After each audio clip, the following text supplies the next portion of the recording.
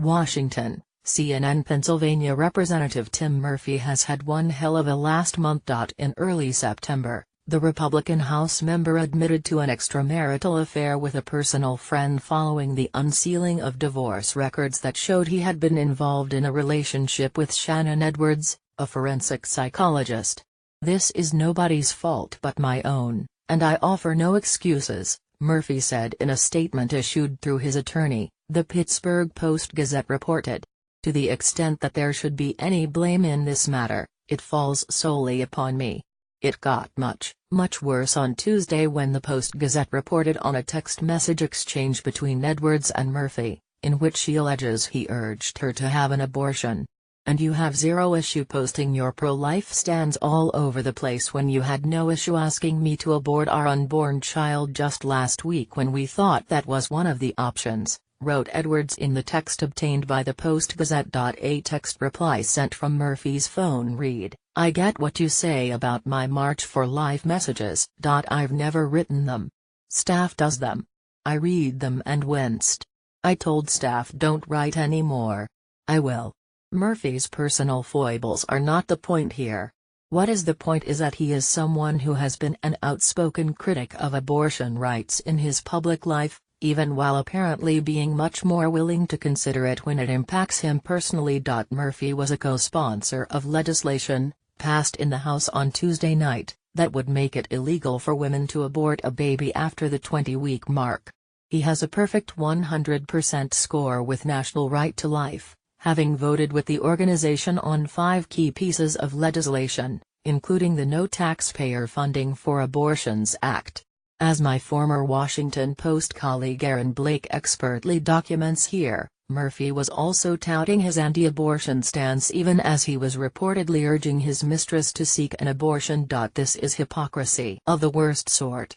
Murphy does one thing in his public life, as an elected official, and something very, very different in his private life.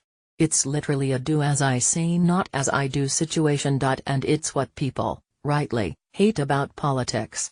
The sense that politicians don't think the rules apply to them.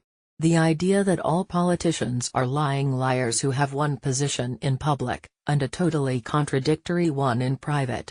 That they don't really believe anything they are saying. It's those feelings which play a major part in the terrible image people hold of Washington these days. In a September CNN poll, just 20% of people approved of the job Republican leaders are doing in Congress, 32% approved of Democratic leaders in Congress. Less than 3 in 10 had a favorable opinion of the Republican Party in that same poll, the lowest mark ever recorded in CNN data. It's that dissatisfaction, distrust and disdain that gave us Donald Trump. Trump blasted politicians, in both parties, as ineffective losers. So deep was people's dislike for traditional politicians that they were willing to take a massive risk, and, make no mistake, they knew it was a major risk, on Trump as president. When you see a politician like Murphy, you can see why. Not all politicians are like him. Most aren't. But he is a classic bad apple spoiling the bunch. His office has not commented on this latest report on text messages.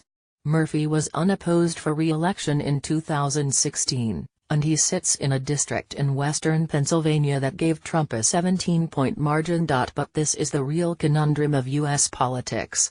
If past is prologue, there's a real chance Murphy will win again.